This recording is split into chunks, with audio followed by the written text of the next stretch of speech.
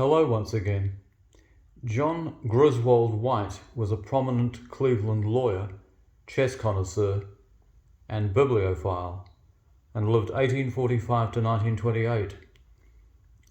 Here's a good composition by him in 1879, where White is required to deliver checkmate in 2 moves. The key move is needed, for then it matters not how black replies, for he is finished on the next move. Just note in this position that should White move any of his 3 minor pieces, he would then expose himself to check by one or other of black's knights, and this would, of course, take it beyond the 2 moves required. So, bearing that in mind, by process of elimination, White must move his king. But where? The fact is, no matter where he moves it, he would still expose himself to check by one of those knights. But he must move his king. Can you see it? Just take a moment to look at it and I'll give you the key move.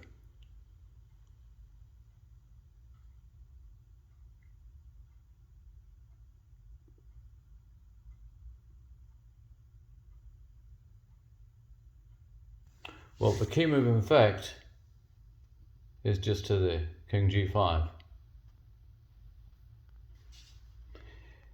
The exception proves the rule. And so what we'll do is we'll look at the black knight on G7 moving first and see what happens. Well, let's move it so that it can give check. And this is the only check that can be administered by black here. And so, as can be seen, White takes the knight.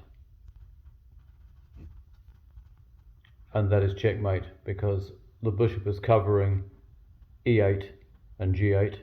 This knight is covering the bishop, and this knight is administering check and covering G7. So clearly that's the exception. White can get away with being checked on E6. Equally, if this knight here had moved to here, for instance, he'd still be able to deliver checkmate on E6.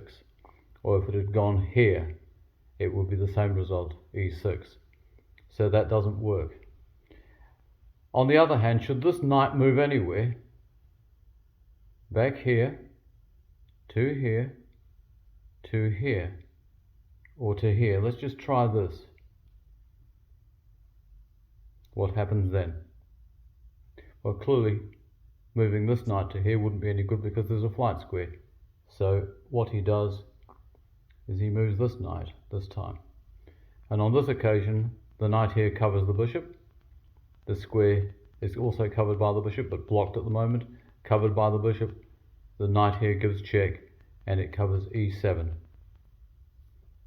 Isn't that a pretty checkmate? Either way, no matter which black knight moves, white knight comes into either E6 or G6, respectively.